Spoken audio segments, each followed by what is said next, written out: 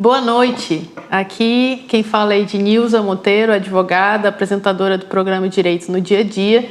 E hoje temos uma entrevista muito especial na Constante TV. Antes disso, lembre de curtir, seguir e compartilhar no YouTube a Constante TV, para que você tenha uma programação cristã com conteúdo e que possa abençoar a sua casa e a sua família. Bem, como eu disse, nós temos uma entrevista muito especial hoje sobre o Estatuto da Criança e do Adolescente. Hoje nós temos o prazer de receber a especialista, advogada, professora Cristiane das Chagas Botelho, também coautora da obra Temas Atuais do Direito da Criança e do Adolescente, vice-presidente da Comissão de Proteção à Criança e ao Adolescente da OAB Amazonas, membro cristã da Igreja Metodista Wesleyana Central de Manaus. Doutora Cristiane Botelho, muito obrigada por estar aqui hoje conosco, é um prazer, e nos conte um pouco sobre estar aqui hoje. Eu quero agradecer ao convite da Constante TV, da doutora Ednilza, que é uma profissional que eu admiro muito, né? Uma pessoa, um ser humano exemplar e uma profissional que eu admiro muito, então é uma honra, né, compartilhar desse momento, desse debate aqui com ela. E agradeço ao convite e a lembrança do meu nome também, né? Então é um prazer, de todas as formas, estar aqui. Muito obrigada. Bem, também é uma grande alegria, né, como profissional, lhe conheço há muito tempo, do seu profissionalismo como professora também. Mas antes de começarmos as perguntas sobre o Estatuto, né, da Criança e do Adolescente, eu queria conhecer um pouco, né, que pudessem conhecer sobre a sua trajetória profissional e o que a motivou a se especializar não só nessa área, mas uma das que você tem como especialização, que é o Estatuto da Criança e do Adolescente. Se você poderia compartilhar um pouco mais da sua trajetória conosco. Então, eu sempre fui uma pessoa muito ligada ao voluntariado, né? Sempre, voluntariado sempre fez parte da minha vida. Desde muito pequena, enfim, desde que eu me entendo por gente, como a gente fala, né? E aí, assim, quando eu saí da faculdade, eu tinha muito essa questão mesmo da justiça, né? Era uma coisa muito presente em mim. Depois eu fui vendo que eu me converti logo depois, assim, da minha saída da faculdade.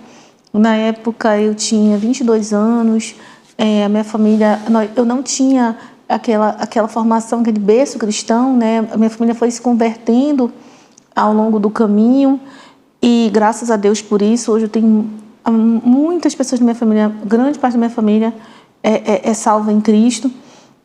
Mas aquilo me inquietava, sabe? Eu olhava para cima, mas assim, eu tinha muito comigo um amigo meu, um grande amigo meu, quando eu tinha 16 anos, ele virou para mim e falou assim: o que você quer ser? E a princípio eu respondi até que eu queria ser juíza. E aí ele virou para mim e falou assim: mas você quer ser juíza para quê? Você vai ficar num gabinete... entende que o juiz ele não vai ficar próximo das pessoas, ele não tem que ser imparcial, ele tem que ser imparcial, ele não tem que estar próximo das pessoas. E aí, assim, só para ganhar dinheiro, eu acho que você tem que entender. Eu tinha 16 anos na época quando eu ouvi isso. Aí ele falou assim: acho que você tem que entender o teu propósito, você tem que fazer, porque senão você não consegue, é uma carreira que tu vai levar para o resto da vida. E aí eu tomei aquilo ali na época e no caminho tentei ser juíza por vários anos. Por vários anos eu fiz concurso assim e era um sofrimento para mim, porque é até interessante estar retomando isso, porque eu não tinha pensado no primeiro momento, mas era um sofrimento para mim, porque assim, era como se eu estivesse tentando me encaixar numa forma assim, sabe? É como se eu só encontrasse aquilo ali, né?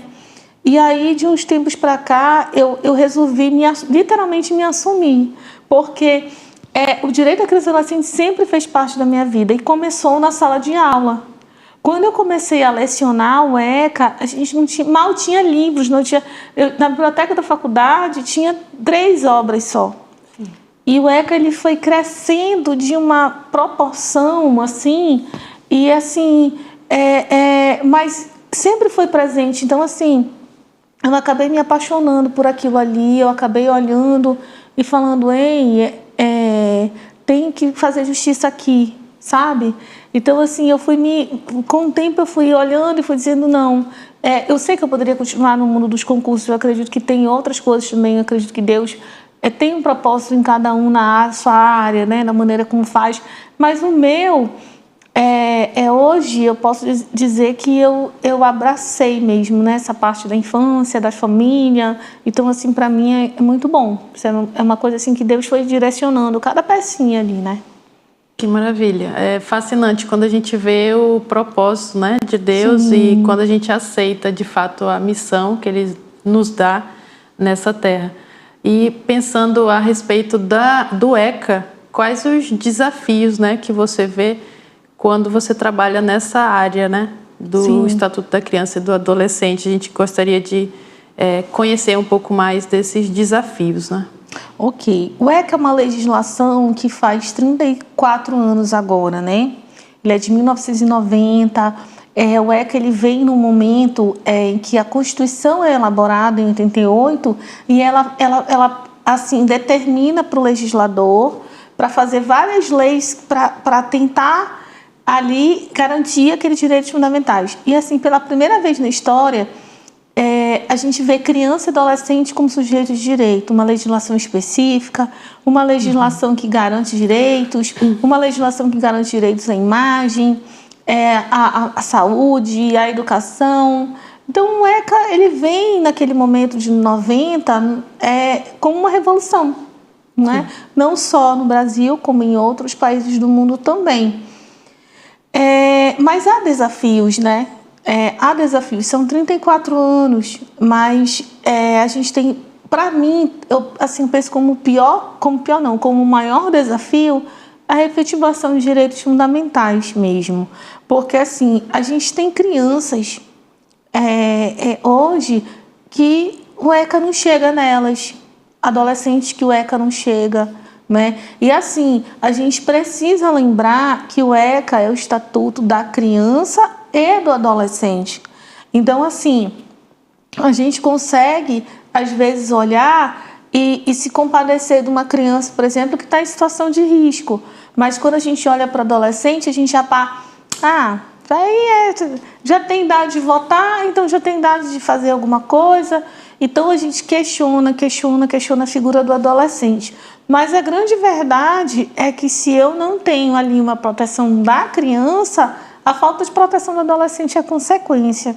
Então eu acredito que o maior mesmo desafio é fazer com que o ECA chegue naquela criança ribeirinha, naquela criança que está dentro de uma casa, mas está sofrendo violência sexual, naquela criança que está num abrigo que não tem uma família, chegue naquela criança indígena, chegue naquela criança que está ali com fome, né, que não tem casa, que está na rua, que está em situação de rua, e chegue naquela criança que de repente não tem nenhuma dessas condições, que está numa família, mas que precisa da proteção. Uma criança, por exemplo, que está na saúde, que tem câncer, que tem leucemia, que tem TEA, que tem TDAH, todas as crianças, todos os adolescentes. Então, eu acho que esse é um desafio que ainda precisa ser vencido pelo ECA.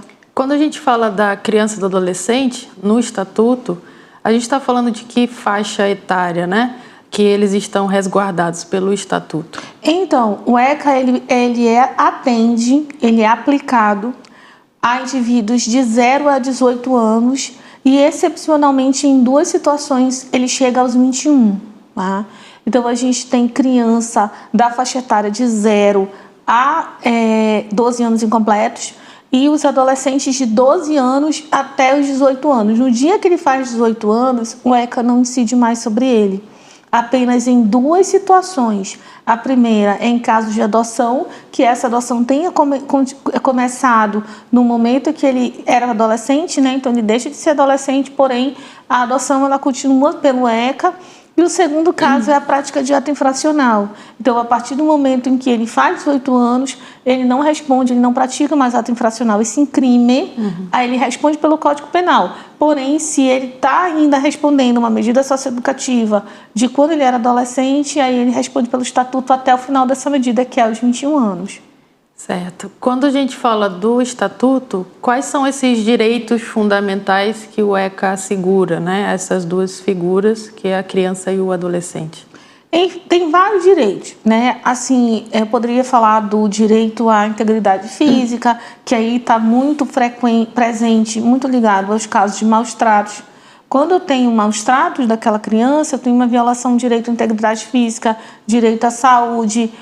A gente tem direitos da gestante, hoje resguardados, que antes não havia, que foram garantidos pelo ECA. Por exemplo, o direito ao acompanhante, né? A gente tem o direito ao acolhimento familiar e comunitário, que é um dos principais direitos, que é o direito dessa criança crescer numa família saudável. Então, se essa família não tem condições de cuidar dessa criança, ela precisa ser colocada ou na família extensa, que são os parentes, ou na família substituta, através da guarda, tutela ou adoção. Então, a gente tem ali também o direito à questão do próprio direito à vida, que é garantido. A gente tem a questão de proteção relacionada a programações de TV, ao direito do consumidor. Né? E é importante isso porque o direito das crianças e adolescentes não estão só no ECA. Não é? A gente tem, por exemplo, o direito civil, com um dos ramos, todo o ramo do direito civil praticamente vai ter ali uma proteção à criança e adolescente. Os contratos, por exemplo, né? O que é uma das exigências do contrato? Indivíduo maior e capaz. Então, eu tenho uma proteção para aquela criança não ser lesada ao fazer um contrato. Direito penal, vulnerável. A gente vai ver a questão do abuso, o estupro de vulnerável. Direito penal. Então, assim, existem vários direitos resguardados para essa faixa etária até os 18 anos. E a época que a gente está vivendo, né, da internet, das mídias sociais, o ECA não ficou engessado, né? Não. O Estatuto não parou no tempo em 1990. E aí, como é que ele está lidando com o bullying e o cyberbullying? Se houve alguma alteração no Estatuto, diante da dificuldade que se está tendo, né? Do avanço que vai chegar nas nossas crianças, que já chegou, na verdade, nas nossas crianças e adolescentes? Então, o bullying, ele é uma questão muito controversa, né? Mas é um exemplo, sim, de mudança legislativa. Às vezes a pessoa, o Estatuto de 1990 tem que atualizar. O ECA é uma lei que sofre muita atualização. A gente não tem mais o ECA de 90, a gente já tem várias leis. Quando não são leis modificativas, por exemplo, o Estatuto da Primeira Infância é uma lei modificativa, modificou vários direitos de saúde, vários direitos A gente está até a primeira infância no ECA, que é até 6 anos de idade. Sim. Então, a gente ou tem leis modificativas ou a gente tem leis que meio que complementam o ECA, né? Como a Lei Menino Bernardo, que é uma lei contra os maus tratos físicos. A gente tem também a lei anti-bullying, né? E o que é o bullying? O bullying é a agressão sistemática. Então, assim, todo mundo que está ali na nossa idade, né, ali fala, eu sofri bullying e não aconteceu nada comigo. Gente, eu sofri bullying, tá? É uma coisa assim, eu sofri bullying, eu levei mordida de uma menina na aula. Eu não queria ir para a aula, a minha mãe depois ficou assim arrasada, porque ela só descobriu depois que houve confusões mesmo, assim. Então, assim, o bullying não é de hoje, mas o que é o bullying? Não é assim, seu feio, seu gordo, seu magro, Oliva Palito, não. O bullying é aquela agressão sistemática, é aquela agressão em que às vezes a gente vê na sala de aula de uma criança implicar apenas com a outra, é o saco de pancada, né? Então, assim, aquela agressão, eu acompanhei um caso até relativamente antigo, onde a criança, ela implicou com uma menina que tinha um nome específico. E aí, quando a professora chamava a menina, ou quando ela dava atenção para a menina, o menino ia lá, assim, por exemplo, se ela chegava com a menina e fazia uma atividade, o menino ia lá e em seguida espancava a menina. Beliscava, mordia, isso é o bullying, né? Depois ficou descoberto que ele vivia uma situação de violência doméstica em casa. E isso repercutiu na relação dele na escola com a coleguinha. Então, assim, o bullying precisa ter mais de uma vez, né? E o ECA trata o bullying, trata da responsabilidade da escola, que não toma providências contra o bullying, trata dos pais. que não é uma responsabilidade civil para os pais que não tomem providências, tá, com relação aos seus filhos. E trata também até do próprio adolescente. Só que, assim, muitos casos de bullying são praticados pela própria criança ou adolescente. Então, acaba que é ato infracional, não é crime, né? Mas sim, trata, assim, né, que ter essa regulamentação. Diante do que você já viveu de experiência, né, dos seus casos, quais os principais desafios enfrentados no âmbito do Brasil, né? A respeito do Estatuto da Criança e do Adolescente? Não tem outra fórmula de melhorar, de avançarmos, se nós não trouxermos o principal agente de responsabilidade, de proteção dessa criança e adolescente, a família. Tá? O Estado, ele é muito importante, ele não pode simplesmente cruzar os braços e esperar que a família faça tudo, né? Mas a sociedade é importante, também é. O que nós estamos fazendo aqui é sermos sociedade na proteção da criança e do adolescente. Mas eu acredito que os verdadeiros avanços acontecerão quando a família for chamada para a roda de discussão. A gente tem verdadeiros desesclarecimentos em relação a algumas partes do ECA, como, por exemplo, a famigerada Lei da Palmada, que nunca nem entrou em vigor, ela é de 2010. E aí, o que acontece? Os pais começaram a achar que, por exemplo, não podiam disciplinar seus filhos. Eu não posso falar nada porque o menino agora já entendeu que ele vai chamar o conselho tutelar. E eu já vi casos mesmo que a própria criança fala, né? Eu vou te denunciar. Né? E ali começa a haver um pai que não sabe como educa, que não sabe se educa, não sabe o que fala. Outro dia eu estava falando sobre o abuso sexual, é só um exemplo, né? Não falando de forma específica ainda, mas o pai virou e falou assim: doutora, o meu filho está mexendo no celular e ele está conversando e é um pedófilo, como é que eu vou abordar? E eu digo: o senhor use a sua autoridade de pai. Não Exatamente. Tem uma fórmula, é claro, né, que a gente tem uma conversa e tudo, mas assim, o celular é do seu filho. Eu até falei para ele, o STJ já entendeu que o senhor pode chegar lá e violar o sigilo do seu filho.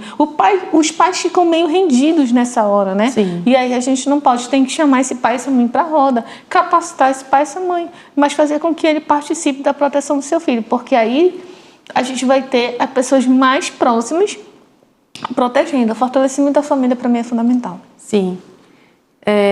Dando continuidade, né? Daqui a pouco a gente volta, vamos dar um intervalo para a continuidade sobre esse assunto que é tão importante para a família e para a sociedade. E não esqueça, Constante TV, curta, compartilhe e comente. De volta à nossa entrevista especial com a doutora Cristiane Botelho sobre o Estatuto da Criança e do Adolescente. A gente retoma um dia muito especial para quem atua nessa área, que é o dia 18 de maio, que é o dia de combate ao abuso e à exploração sexual das crianças e adolescentes. E nesse dia fala-se muito a respeito, mas pouco se entende. Então, doutora Cristiane, o que seria esse dia? O que aconteceu para que, de fato, esse dia fosse marcante para a defesa da criança e do adolescente? Então, o dia 18 de maio, ele foi baseado, digamos assim, num caso, né, infelizmente, né?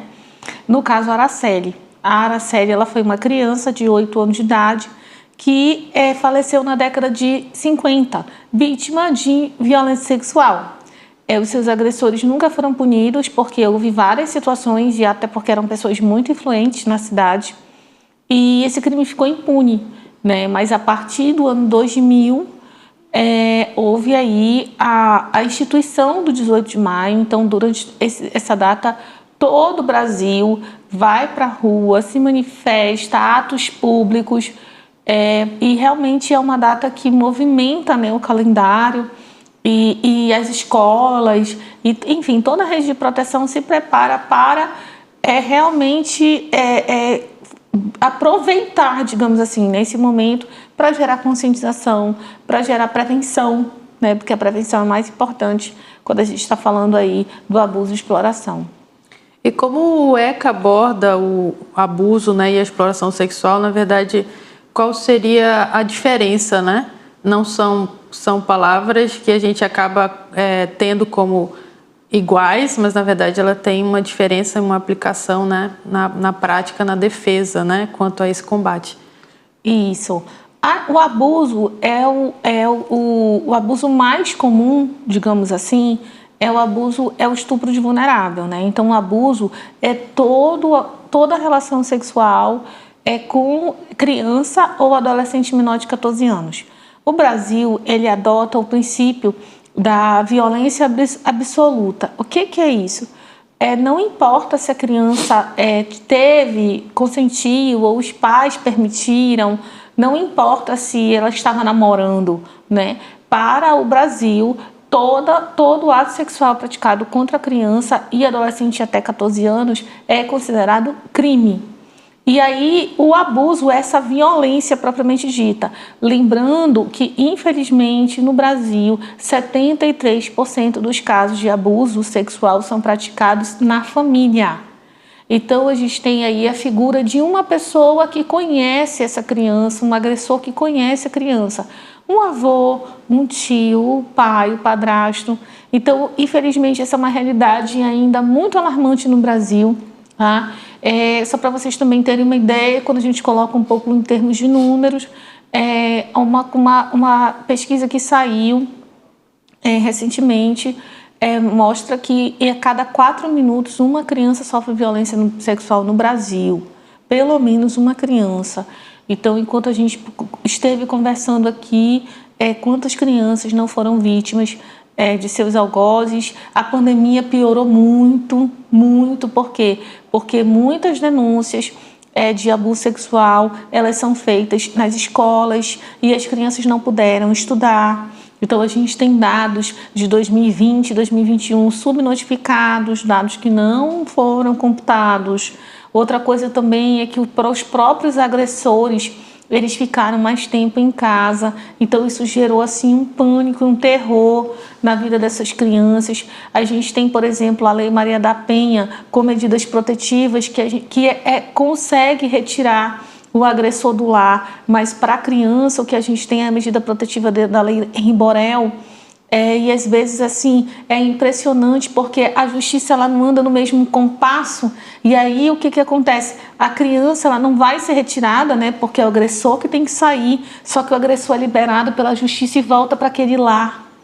E aí revitimiza aquela criança, e aí isso gera uma descredibilização no próprio processo penal. Então isso assim são coisas muito sérias que a justiça ainda precisa encarar. A exploração, por outro lado, é o comércio, né? Até os 18 anos de idade, no Brasil, nenhuma criança e nenhum adolescente é capaz de consentir com a prostituição. A prostituição é crime no Brasil se forem indivíduos maiores e capazes, ou seja, a partir dos 18 anos, não. Mas criança e adolescente não vivem na prostituição. Criança e adolescente são prostituídos. E quando eu falo venda, comércio, não é só dinheiro.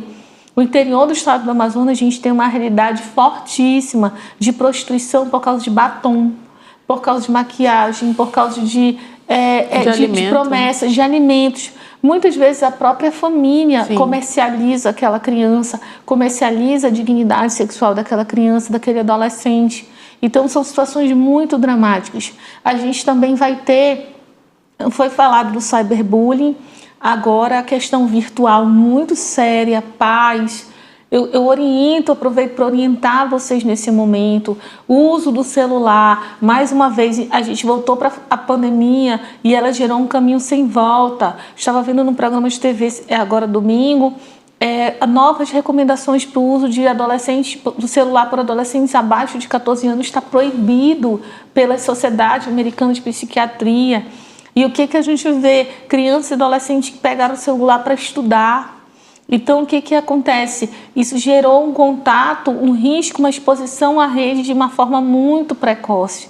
Então, assim, eu oriento a vocês muito cuidado com esse contato virtual dos seus filhos. Pornografia infantil também é crime no Brasil. E nessa pornografia infantil, a gente fala de, muitas vezes, mais uma orientação para os pais.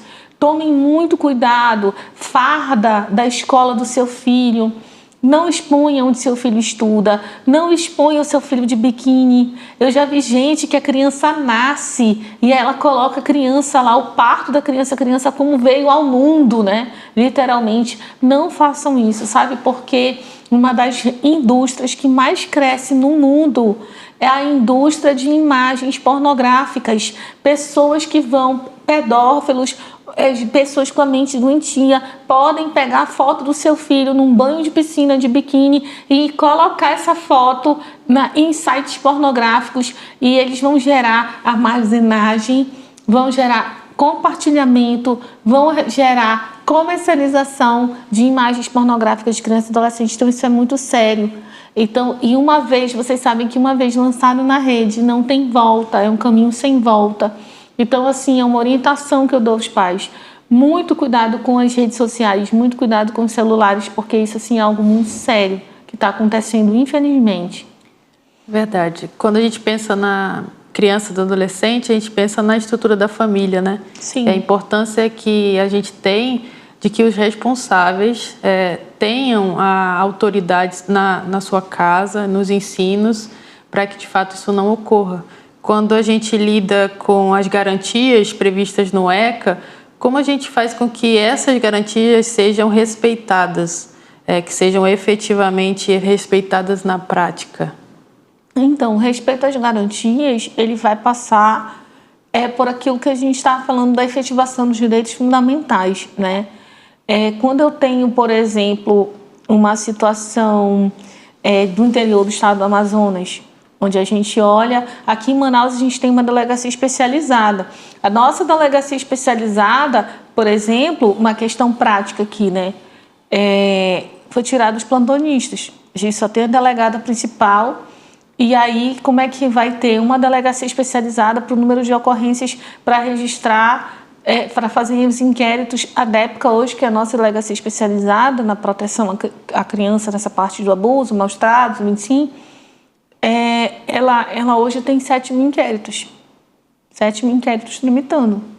Então, assim, tem que ter não só a delegada titular, como tem que ter outros delegados também para poderem viabilizar. Outra coisa, a criança, às vezes, quando é um caso de denúncia, a gente tem que tomar cuidado com essa escuta dessa criança, né? E aqui eu falo para a igreja, né? Porque eu sou cristã. Eu acompanhei um caso, não era na minha igreja, de uma igreja onde a adolescente foi ouvida em audiência, já na audiência de instrução e julgamento. E o que aconteceu? A igreja toda sabia, porque o pai foi pedir oração quando o cunhado praticou abuso sexual contra a cunhada, né, o marido da irmã. Quando o pai descobriu, ele falou: minha família está destruída, tá todo mundo em pânico aqui, porque ocorreu uma violência sexual na minha casa, eu peço oração, num grupo de WhatsApp. E aí, assim, a adolescente virou e falou que ela foram na casa dela para orar com ela mais de 20 pessoas.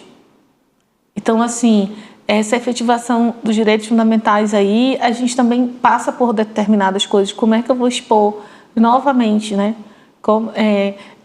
A gente tem questões de políticas públicas, crianças em situação de rua. Dia 23 de julho, a gente nunca ouve falar, mas dia 23 de julho, a gente tem datas no nosso calendário que ninguém ouve falar. Dia 23 de julho é o dia que a gente cobra do Estado, a Rede de Proteção cobra do Estado, é o dia do enfrentamento à situação de rua. Que existem no Brasil também crianças em situação de rua, e aí trabalho infantil. O trabalho infantil também é uma falta de garantia se a criança e adolescente. E aí, às vezes, a gente tem que ouvir: tem que trabalhar mesmo. A criança pequena não tem que trabalhar mesmo. Ainda usa, porque o trabalho dignifica um homem. Um homem, não a criança. A criança, se a pessoa está tão preocupada da criança não se tornar um bandido, ela tem que entender que ela na rua, ela está suscetível ao tráfico cooptá-la. Não é? Cadê a família dessa criança? Cadê a escola dessa criança? né? Cadê a base, cadê a espiritualidade, cadê a vida com Deus dessa criança? E isso que vai fazer com que ela não vire um bandido. E não ela tá na rua engraxando sapato, né? Ah, mas eu ajudava o meu pai, né? Gente, trabalho infantil não é você lavar a louça. Sim. Você botar a criança para varrer uma casa, para te ajudar, né, para cuidar do irmãozinho menor. Isso não é trabalho infantil. A gente tem um mecanismo da OIT, né, que é a Organização Internacional do Trabalho, que a gente chama de lista TIP. Meu Deus, trabalho infantil é sol, é chuva, é carregando peso, né? Então, isso daí dificulta a efetivação de garantias para essas crianças. Quando a gente fala da efetivação de garantias, na prática, a gente gostaria de saber, né, quais são os procedimentos legais, né, quando você se depara com essa situação do abuso, da exploração sexual. Qual é o procedimento que eu, como sociedade, né, como cidadão, como família, como igreja, como que eu devo proceder? Então, o que acontece? A gente vai ter aí algumas responsabilidades, não só por ação, como por omissão. Então, a gente tem que tomar muito cuidado como sociedade, porque é diferente. Com relação ao ECA, o que a gente tem? Aquela pessoa que tem possibilidade de agir não age, ela pode sim estar praticando um crime por omissão. Então, é preciso tomar esse cuidado. Abuso ou exploração sexual, a gente tem um Disque 100. O Disque 100, ele aceita denúncia anônima. Eu não quero me envolver, denúncia anônima. Outra coisa, você pode acionar qualquer agente de proteção, o conselho tutelar, a questão a própria polícia. Eu posso ligar para o 190? Pode. Mas eu não tenho certeza, mas não cabe a nós investigarmos. A polícia vai lá e vai investigar. Né? Professores precisam fazer isso. Na igreja, as pessoas que estão no Ministério Infantil, principalmente, elas podem ser capacitadas. A gente tem projetos que capacitam, a gente tem palestra, capacita. Podem ser capacitadas a observar a questão da criança. É muito importante, gente, inclusive, assim, quando eu falo para a igreja, eu sempre peço para terem cuidado, criança sozinha no banheiro. Às vezes, infelizmente, eu sei porque não é só, em toda igreja tem. A mãe que senta e fica. E a criança vai para o banheiro, anda. E aí, assim, isso daí gera uma situação, assim, um risco tão grande para aquela criança, né? Então, assim, essas coisas a gente precisa começar a olhar e entender assim, não é meu filho, mas eu vou tomar conta dele. Não é meu filho, mas eu vou me importar. Não é? Cuidado com os desenhos, com os relatos. E aí pode ser acionada qualquer agente da rede de proteção, qualquer agente, principalmente conselho tutelar, polícia, né? Abuso sexual, exploração sexual é crime, então a polícia pode ficar sabendo também. E você, na sua experiência, né, já até compartilhou alguns casos, como que você lida com essa pressão emocional quando se envolve, né, nesses casos práticos? Como é que você lida com essa questão emocional, né, do envolvimento com o caso, como a gente fala, no caso concreto, né, não apenas na letra de lei, no estatuto, como tem que ser feito direitos e garantias, mas na prática? Então, eu não me acostumo, né? Assim, eu não normalizo, Aí, assim, às vezes em sala de aula, algum aluno, professora, eu não sei como a senhora está acostumada. Gente, não tem como se acostumar, né? Como você lida com a pressão? Eu não lido, não tem uma hora que, assim... Porque, assim, sabe o que está acontecendo? E eu acredito também e aí a gente tem que se apegar na palavra mesmo, a maldade humana, ela vai aumentando. Né? Porque assim, a gente hoje vê casos que a gente não via há algum tempo, não é? Então assim, houve 2 casos, vou citar só um deles, né? O avô praticando violência sexual contra um bebê de 5 dias. Como você se prepara para lidar com um caso de abuso dessa natureza? Você se prepara, porque você não vai achar que uma coisa dessa vai acontecer. E cada vez que a gente pensa, que a gente olha, que a gente se escandaliza com uma situação, vem duas situações piores, 3 situações piores. No Rio Grande do Sul, ocorre aquela tragédia, inclusive eu tenho 8 pessoas da minha família lá.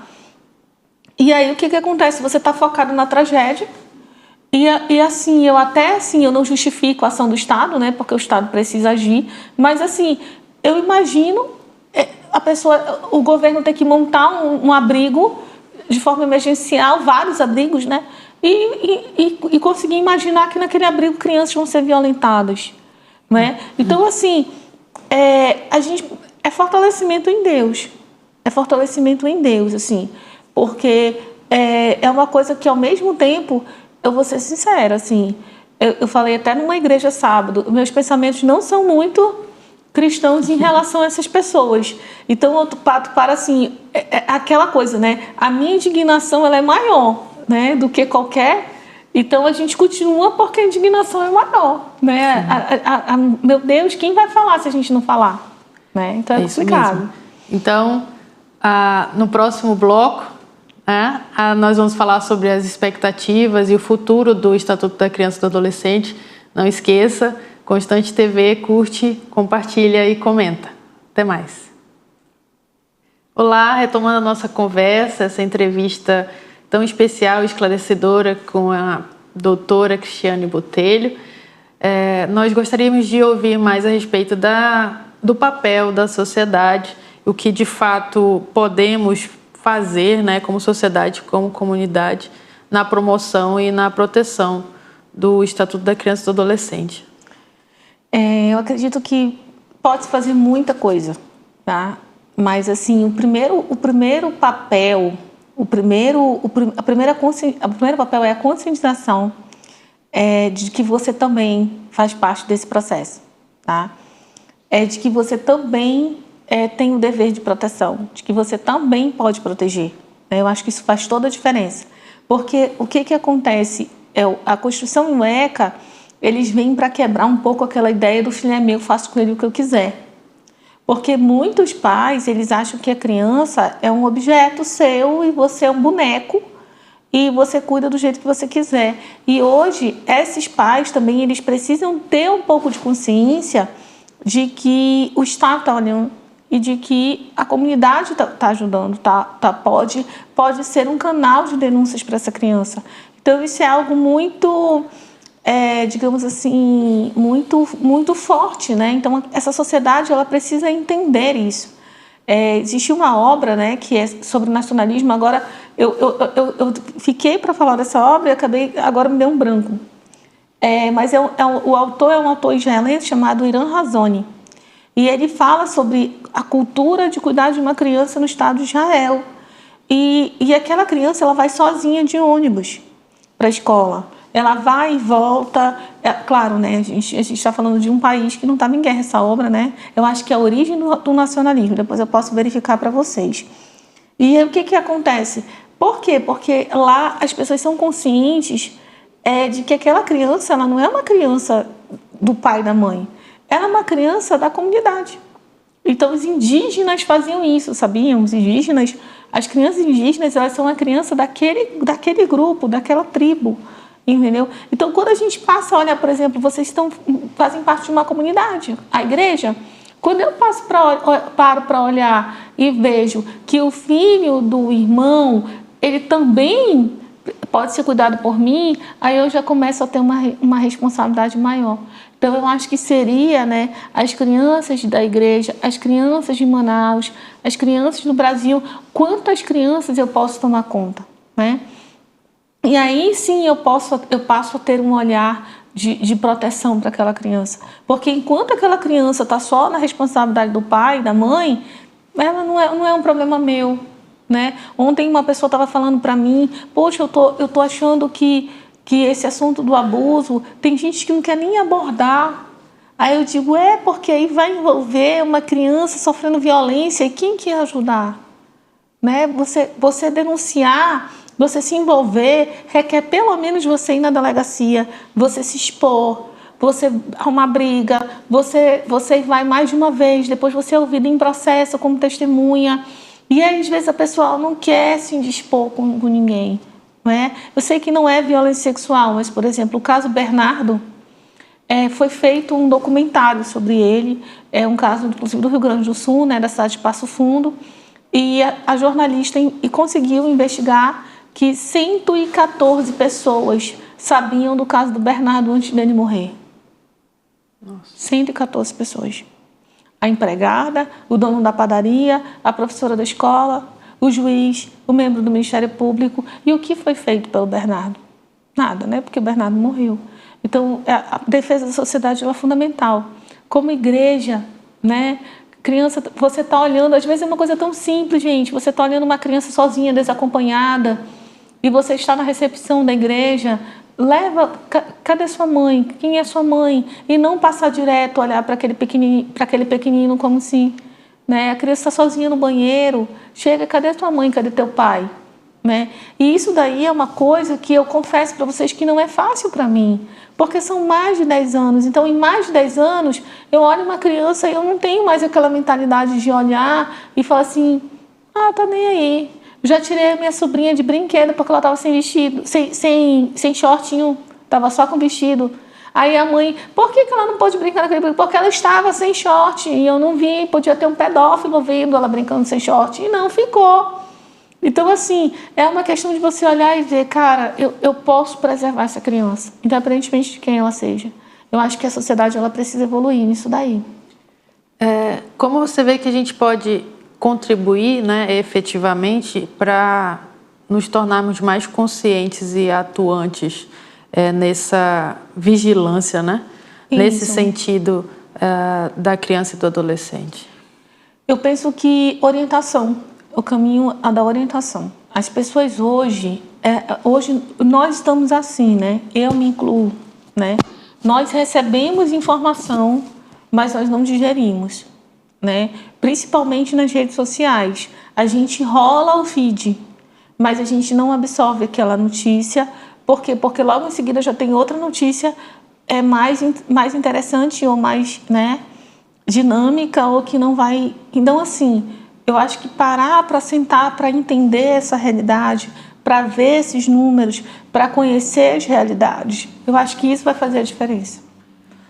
Quando a gente lida com essas dificuldades, né, a gente tem o senso de pertencimento, né, da comunidade, da sociedade, e a gente ver um menor, né, um adolescente, a gente tem o receio de chamar a atenção, né, ou de ter um certo cuidado por causa da autoridade, né, materna ou paterna, mas quando se faz isso com o carinho, né, com o respeito, mesmo com a atenção que é devida, eu acredito que até os familiares agradecem, né, sob esse cuidado e tem até a ótica do cuidado do amor cristão, né? Então, nesse sentido, quais são as medidas, né, educativas que você tem como mais eficazes para prevenirmos essas violações dos direitos, né?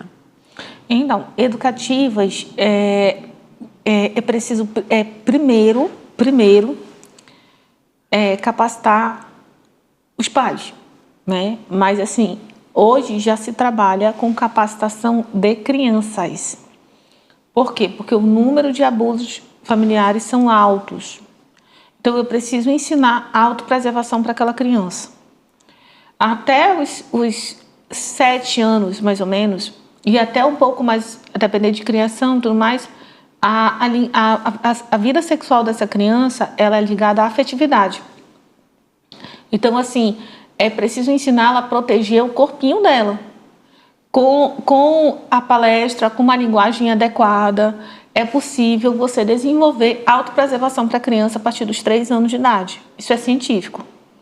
E aí é ensinar que nem todo mundo pode tocar, o banho como é dado, a ida ao banheiro, tentar ensinar ela a se limpar o mais cedo possível, tentar ela a falar. Gente, o pedófilo ele age no segredo.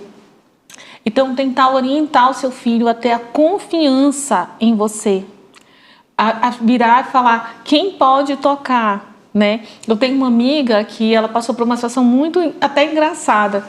O filhinho dela passou mal Não passou mal, não. Tinha uma coceira no pintinho.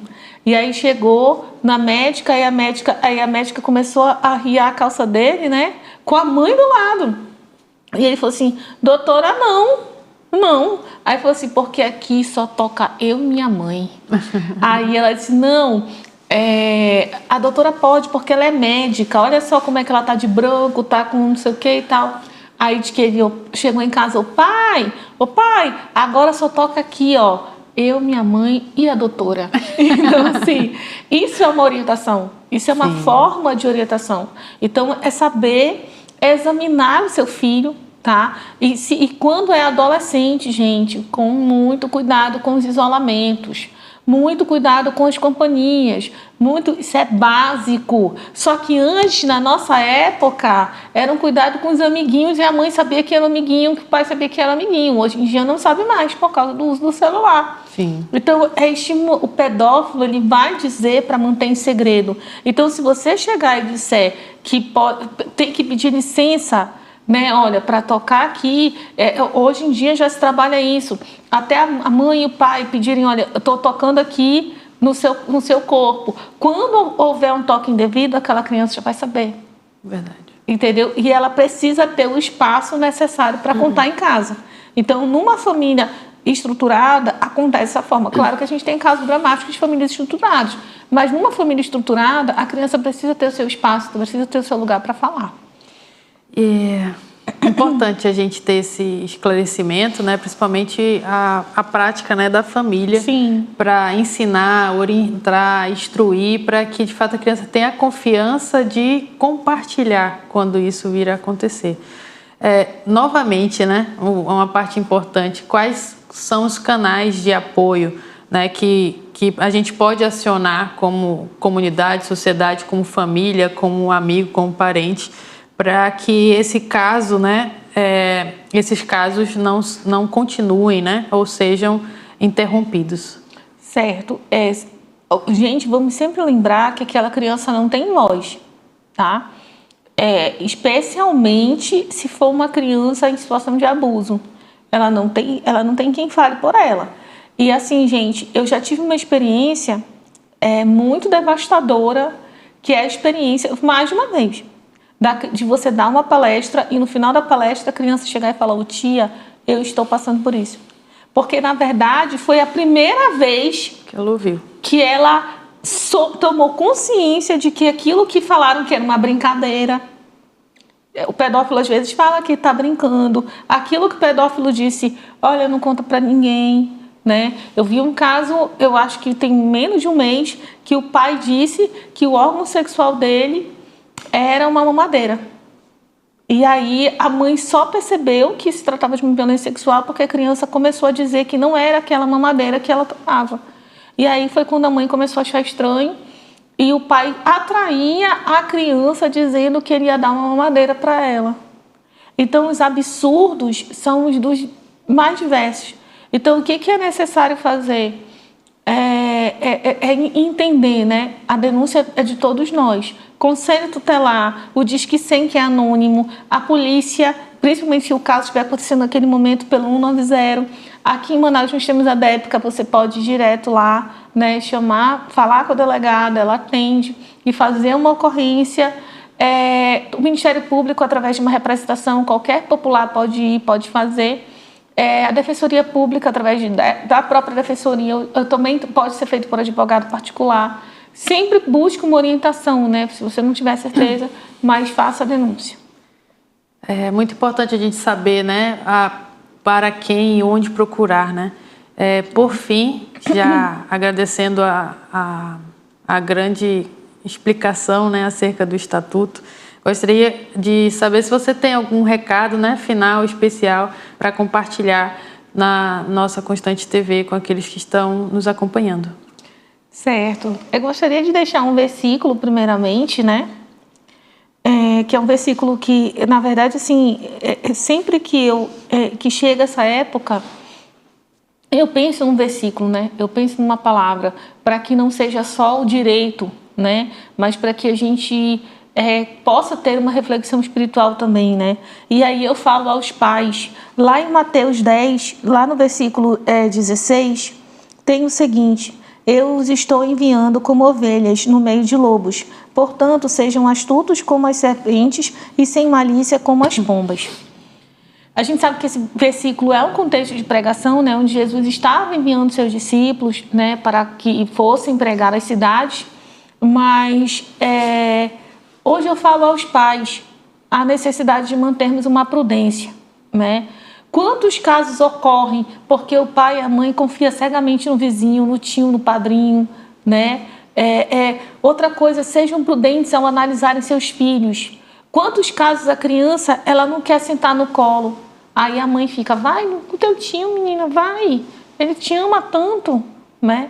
Então, essa prudência, ela é necessária, né? Eu estou conseguindo alcançar o coração do meu filho, eu estou conseguindo olhar sinais no corpo do meu filho, né? Eu acho que isso daí é necessário a gente como pedir o discernimento de Deus mesmo para como criar, né? Eu digo que hoje está difícil porque o adolescente ele tem 2 mundos, o mundo real e o mundo virtual. Então eu imagino um desafio que é para um pai e para uma mãe olhar aquele adolescente e tentar se comunicar com ele. Há uma campanha do Rio Grande do Sul, do Ministério Público do Rio Grande do Sul, que é a campanha Fale. Aqui no Brasil ela entra pelo Rio Grande do Sul, mas ela é uma campanha internacional, inclusive britânica. E essa campanha, ela faz uma pergunta, é um vídeo muito forte, e ela faz uma pergunta assim, pai, quantos abusadores estiveram na sua casa hoje? Fisicamente, nenhum, porque a minha porta está fechada, mas virtualmente, né? E o vídeo mostra uma adolescente teclando online no quarto dela e a mãe vem, sobe a escada e fala, Ive, vem jantar. E ela, tá bom, tô indo. E vários homens ao redor assim dela, né? E a pergunta, pai, mãe, quantos abusadores estiveram na sua casa, né? Então, eu acredito que precisamos resgatar valores familiares, precisamos resgatar princípios, precisamos resgatar a família como um todo, né? E eu acho que isso passa muito pela questão dessa prudência que Jesus ele fala para a gente em Mateus 10, né? 16, olho aberto, olhos abertos, ouvidos abertos, né? Porque se a maldade humana aumenta, a nossa fé também precisa aumentar, para que nós possamos estar firmados em Cristo, para proteger as nossas crianças. Amém? Amém.